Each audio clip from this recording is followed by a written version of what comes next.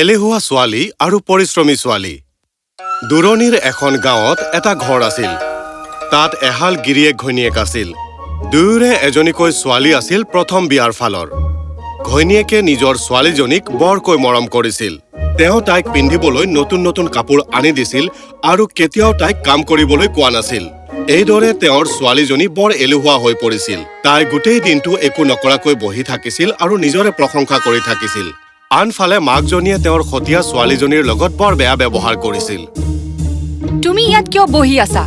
উঠা আৰু যোৱা ঘৰ চাফা কৰা। কিন্তু মা, আজি ৰাতিপুৱাই গোটেই ঘৰটো চাফা কৰিছো। মোৰ লগত তৰ্ক নকৰিবা। মই যি কৈছো তাকে কৰা। ঠিক আছে মা। তেওঁ তাইৰ দ্বাৰা সকলো কাম কৰোৱাইছিল, কিন্তু ছোৱালীজনীয়ে কেতিয়াও আপত্তি কৰা নাছিল। তাই একেবোৰ কাম বাৰে বাৰে কৰিবলৈ নাভাগৰিছিল। তাইৰ দেউতাকে এইবোৰ দেখিছিল। ছোৱালীজনীৰ বাবে তেওঁৰ দুখ লাগিছিল, কিন্তু তেওঁ একো কৰিব পৰা নাছিল। সময়ৰ লগতে তেওঁ বৰ দুৰ্বল হৈ পৰিছিল আৰু সুস্থ নাছিল। মোৰ মৰমৰ মাজনী, মই বৰকৈ কষ্ট পাইছো যে মই তোমাক একো দিব পৰা নাই। নাই দেউতা, আপুনি দুখ নকৰিব। আপুনি গোটেই জীৱন মোৰ যত্ন লৈছে আৰু মোক মৰম কৰিছে। এতিয়া মোৰ পাল আপোনাৰ যত্ন লোৱাৰ। মই কাম কৰিম আৰু বহুত পইচা উপাৰ্জন কৰিম। আমাৰ বাবে এইটো কঠিন সময় সোনকালেই পাৰ হৈ যাব। ঘৈণীয়েকজনীয়ে মনে মনে এইবোৰ শুনি আছিল। মই এই বিষয়ে কিয় ভবা নাই? মই তাইক কোনো ধনী পৰিয়ালত কামত লগাব লাগিব। মই তাইক পইচা উপাৰ্জন কৰিবলৈ বাহিৰলৈ পঠিয়াম আৰু তাই যিয়েই উপাৰ্জন কৰিব সেয়া মোৰ হ'ব। মই আৰু মোৰ ছোৱালীজনী এনেকুৱা জীৱন জিম যি মই সদায় বিচাৰিছিলো। তুমি ঠিকেই কৈছা। তোমাৰ দেউতাৰৰ বহুত বেমাৰ হৈ থাকে আৰু তেওঁৰ আন খৰচবোৰতো আছেই। তুমি বাহিৰলৈ গৈ কোনো ধনী পৰিয়ালত কাম নকৰাকৈ কিয়? তুমি ভাল চাকৰণী হ'ব পাৰিবা। তোমাৰ ইমান সাহস, তাৰ সলনি তুমি নিজৰ ছোৱালীজনীকে নপঠোৱা কিয়? মই যাবলৈ কম, কিন্তু তুমি জানানে, তাই সদায় নিজৰ সুন্দৰ হাত আৰু কোমল ভৰিকেইখনৰ বাবে চিন্তাত থাকে। তাই সৌন্দৰ্য হেৰুৱাই পেলাব যদি তাই কাম কৰে। এনেও তোমাৰ ছোৱালীজনী বিশেষ এটা ধুনীয়া নহয়। তাই কাম কৰিবলৈ বাহিৰলৈ গ'লে একো ক্ষতি নহ'ব। তেন্তে এতিয়া ফাইনেল হৈ গ'ল। কাইলৈ পুৱা তুমি ওলাই যাবা কোনো ধনী পৰিয়ালত কাম বিচাৰিবলৈ। তাই সৌন্দৰ্যতাৰ বিষয়ে কি জানে? তুমি কাম কৰাৰ দৰকাৰ নাই মাজনী। নাই দেউতা, মই কাম কৰিবলৈ বিচাৰো। নিজৰ কৰ্তব্যক অৱহেলা কৰিলে একো পোৱা নাযায়। আপুনি চিন্তা নকৰিব। আপুনি মোক ভাল শিক্ষা দিছে। মই জানো এদিনা মোৰ যত্নৰ ফল পাম। পিছদিনা ৰাতিপুৱা সেই ছোৱালীজনী যাবলৈ সাজু হৈছিল। তাই এটা ধনী পৰিয়ালত কাম বিচাৰি যাবলৈ ওলাইছিল। তাইৰ সতীয়া মাকে যোৱাৰ সময়ত তাইক একো খাবলৈ নিদিলে, কিন্তু ছোৱালীজনীয়ে বেয়া নাপালে। ভালদৰে নিজৰ যত্ন ৰাখিবা মাজনী, আৰু মনত ৰাখিবা, কোনোবাই যদি সহায় বিচাৰে তুমি তাক মানা নকৰিবা। পৰিশ্ৰমী হৈ থাকিবা। যিয়েই কৰিবা সেয়া সম্পূৰ্ণ মন লগাই কৰিবা। মই মনত ৰাখিম দেউতা। আৰু ছোৱালীজনী গুচি গ'ল। তাই পাহাৰ পৰ্বত খোজকাঢ়ি গৈ থাকিল। তাই কাকো নাপালে। তাই বহুদিনলৈ খোজকাঢ়ি থাকিল, কিন্তু একো দেখা নাপালে। কিন্তু তথাপি তাই আশা এৰা নাছিল। তাই সেই কথা মনত ৰাখিছিল যি দেউতাকে তাইক কৈছিল। কোনোবাই যদি সহায় বিচাৰে তুমি তাক মানা নকৰিবা। পৰিশ্ৰমী হৈ থাকিবা। যিয়েই কৰিবা সেয়া সম্পূৰ্ণ মন লগাই কৰিবা। এই সময়ত মই সম্পূৰ্ণৰূপে যত্ন কৰিব লাগিব কাম বিচৰাত।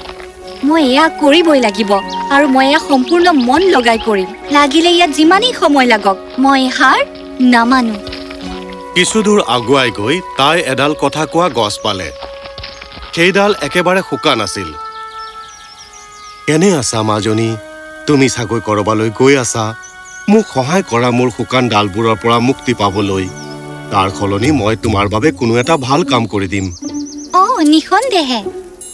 তাৰ পিছত ছোৱালীজনী গছৰ ওপৰত উঠিল আৰু তাই হাতেৰে সকলো শুকান ডালবোৰ ভাঙি পেলালে।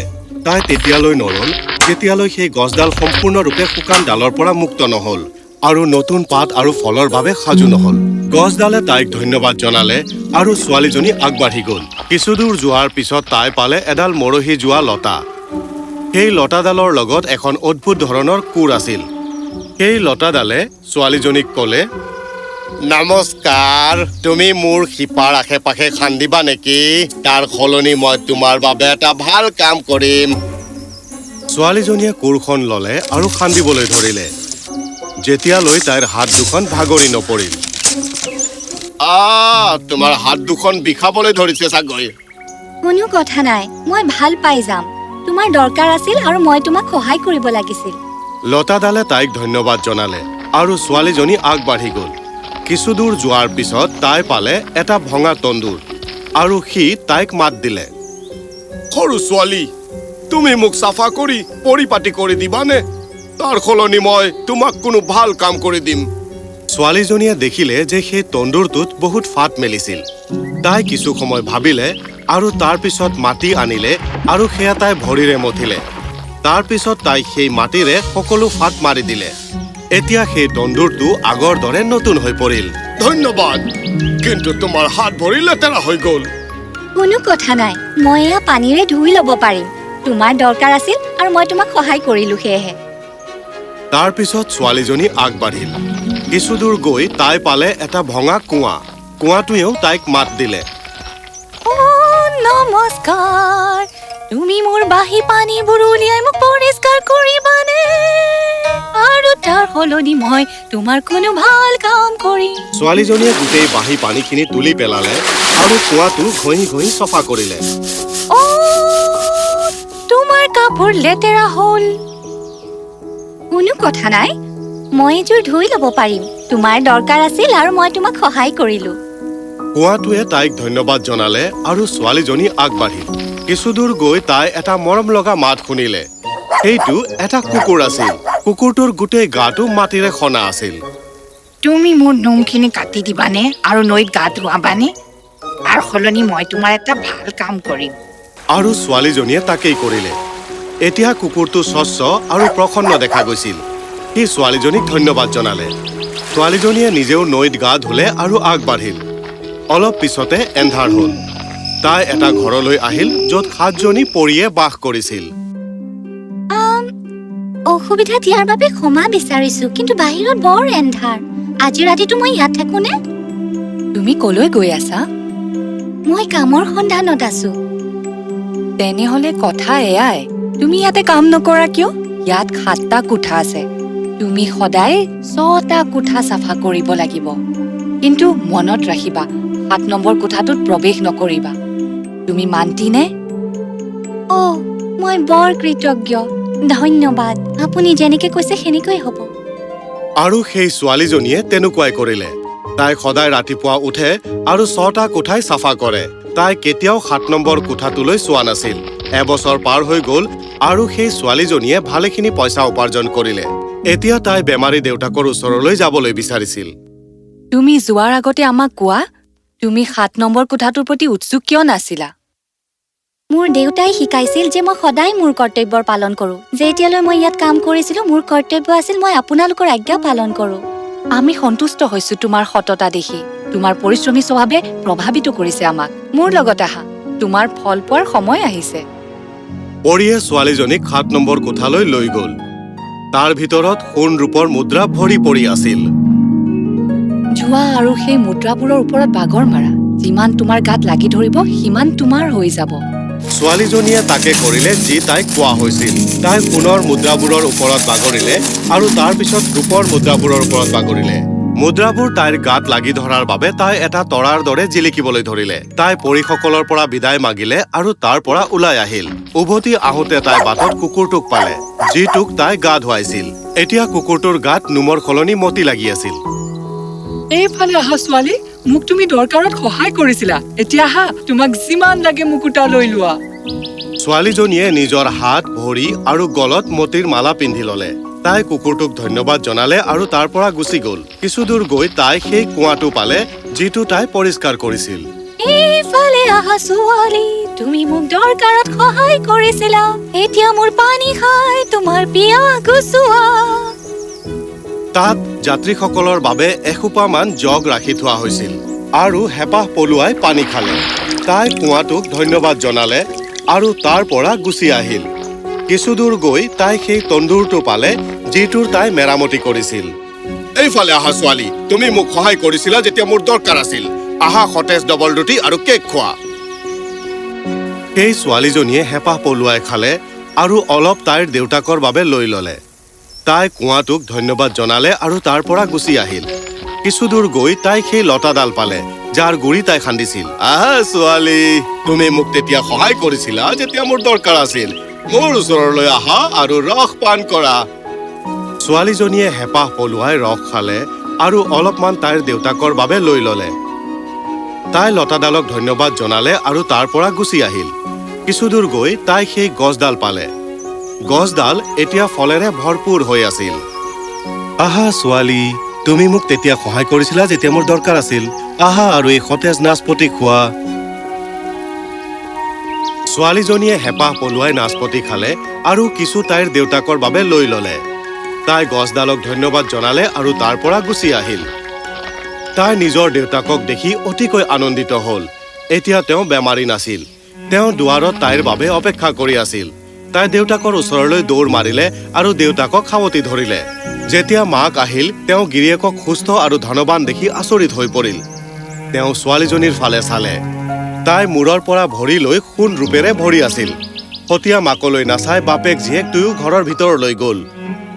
সতীয়া মাকে বুজি পালে যে তাইৰ গিৰিয়েকে এতিয়া তাইক একো ল'বলৈ নিদিয়ে। তাই তৎক্ষণাৎ নিজৰ ছোৱালীজনীক মাতিলে আৰু তাইক এজন ধনী মানুহৰ ঘৰত গৈ কাম কৰিবলৈ ক'লে। এতিয়া শুনা, তুমি তাইতকৈ বেছি পইচা উপাৰ্জন কৰিব লাগিব। মোৰ তোমাৰ ওপৰত ভৰসা আছে। তাই মুকুতা পাইছে, তুমি মানিক পাব লাগিব। ছোৱালীজনী বিদায় ললে আৰু আগবাঢ়িবলৈ ধৰিলে। তাই বেছি দূৰ গৈয়ে পোৱা নাছিল। তাই এডাল গছৰ ওচৰ পালে যিডাল সম্পূৰ্ণৰূপে শুকাই গৈছিল। গছডালে তাইক কৈছিল যে এটা ভাল কামৰ সলনি শুকান ডালবোৰৰ পৰা তাক মুক্ত কৰি দিয়ক। কি বকি আছা তুমি? মই তোমাৰ শুকান ডালৰ বাবে মোৰ হাত আৰু ভৰি লেতেৰা নকৰো, লাগিলে যিয়েই নহওক কিয়। আৰু তাই আগবাঢ়িল। কিছু দূৰ গৈ তাই এডাল লতা পালে যিয়ে তাইক কৈছিল যে এটা ভাল কামৰ সলনি তাৰ গুৰিটো খান্দি দিব লাগে। এই প্ৰখৰ ৰ'দত মই মোৰ পৰিষ্কাৰ হাত আৰু সুন্দৰ ভৰি দুখন কেতিয়াও লেতেৰা নকৰো, তোমাৰ মৰহি যোৱা শিপাৰ বাবে, লাগিলে যিয়েই নহওক। আৰু তাই আগবাঢ়িল। কিছু দূৰ গৈ তাই পালে এটা তন্দুৰ যিয়ে তাইক কৈছিল এটা ভাল কামৰ সলনি তাক মেৰামতি কৰি দিব লাগে। মই মোৰ পৰিষ্কাৰ হাত আৰু ভৰি দুখন কেতিয়াও লেতেৰা নকৰো, লাগিলে যিয়েই নহওক পাই। তাৰ পৰা আগলৈ গৈ তাই পালে এটা কুঁৱা যিয়ে তাইক কৈছিল এটা ভাল কামৰ সলনি তাক পৰিষ্কাৰ কৰক। তুমি হৈছা পানী থকা কুঁৱা, নিজকে পৰিষ্কাৰ কৰা। মই মোৰ সুন্দৰ হাত আৰু ভৰি দুখন কেতিয়াও লেতেৰা নকৰো, লাগিলে যিয়েই নহওক। তাৰ পৰা আগলৈ গৈ তাই পালে এটা কুকুৰ যিয়ে তাইক কৈছিল এটা ভাল কামৰ সলনি তাক গা ধুৱাওক। কিন্তু সেই ছোৱালীজনী চিঞৰি গুচি গল আৰু ক'লে যে তাই কেতিয়াও তাইৰ সুন্দৰ হাত আৰু সুন্দৰ ভৰি দুখন লেতেৰা নকৰে। আগলৈ গৈ তাই পালে এটা ঘৰ আৰু তাই সুধিলে ৰাতিটো তাত থাকিব পাৰিব নেকি। সেই ঘৰটোত আছিল সেই 7জনী পৰী। আগৰ দৰেই পৰীকেইজনীয়ে তাইক ক'লে যে এবছৰলৈ তাত থাকক আৰু 6টা কোঠাৰ চোৱা চিতা কৰক। কিন্তু মনত ৰাখিবা, 7 নম্বৰ কোঠাটোত প্ৰৱেশ নকৰিবা। ছোৱালীজনীয়ে মানি ললে। সদায় পুৱা উঠি তাই সেই 6টা কোঠা পৰিষ্কাৰ কৰে। কিন্তু সোনকালেই তাইৰ উৎসুকতা বাঢ়িবলৈ ধৰিলে আৰু তাই 7 নম্বৰ কোঠাটোত প্ৰৱেশ কৰিলে। ভিতৰত এন্ধাৰ আছিল আৰু সোণৰূপৰ মুদ্ৰাৰ সলনি তাত বেং আৰু মৌমাখি আছিল। সিহঁতে তাইক ইমান বেয়াকৈ কামুৰিলে যে তাই বেয়াকৈ আঘাত পালে। পৰীসকল উভতি অহাৰ আগতেই ছোৱালীজনীয়ে ঘৰটোৰ পৰা পলাই আহিল। উভতনি বাটত তাই সেই কুকুৰটোক পালে যিটো মতিৰে ভৰি আছিল। তাই মতি ল'বলৈ তাৰ পিছে পিছে দৌৰিলে, কিন্তু কুকুৰটো নাইকিয়া হৈ গল। কিছু দূৰ আগলৈ গৈ তাই পালে সেই কুঁৱাটো যিটো পৰিষ্কাৰ কৰিবলৈ তাই মানা কৰি দিছিল। যেতিয়া তাই পানী ল'বলৈ হাউলিল, পানীখিনি তললৈ গুচি গল আৰু তাইৰ হাত তললৈ গৈ নাপালে। কিছু দূৰ গৈ তাই সেই তন্দুৰটো পালে যিটো মেৰামতি কৰিবলৈ তাই মানা কৰি দিছিল। তাৰ কাষত সতেজ ডবল ৰুটি আৰু কেক পৰি আছিল। কিন্তু যেতিয়াই তাই সেয়া চুবলৈ চেষ্টা কৰিলে তাইৰ হাত পুৰি গল। কিছু দূৰ গৈ তাই সেই লতাডাল পালে যিয়ে তাইক গুৰিটো খান্দি দিবলৈ কৈছিল। তাই বৰ পিয়াহত আছিল, কিন্তু লতাডালে তাইক ৰস খাবলৈ নিদিলে। আগলৈ গৈ তাই সেই গছডাল পালে যাক সহায় কৰিবলৈ তাই মানা কৰি দিছিল। গছডাল সেউজীয়া পাত আৰু নাচপতিৰে ভৰি আছিল। কিন্তু যেতিয়াই তাই নাচপতি পাৰিবলৈ চেষ্টা কৰিছিল গছডাল ইমান ওখ হৈ পৰিল যে সেয়া তাইৰ পৰা বহু দূৰলৈ গুচি গ'ল ছোৱালীজনী তাৰ পিছত তাৰ পৰা গুচি আহিল সোণ আৰু মাণিকৰ সৈতে তাইক চাবলৈ মাক দুৱাৰতে ৰৈ আছিল কিন্তু তেওঁৰ ছোৱালীজনী লেতেৰা কাপোৰৰ সৈতে গাত আঘাত লৈ উভতিছিল দেখিলা তুমি এতিয়া এলেহুৱা হৈ থাকিলে জীৱনত একো পাব নোৱাৰি এখন বিনম্ৰ আৰু সত্য অন্তৰেহে ফল পায় এতিয়া এই ঘৰত তোমাৰ কোনো ঠাই নাই গুচি যোৱা ইয়াৰ পৰা ঘৈণী আৰু ছোৱালীজনী গুচি গ'ল দেউতাক আৰু তেওঁৰ পৰিশ্ৰমী ছোৱালীজনীয়ে পুনৰ আনন্দেৰে থাকিবলৈ ল'লে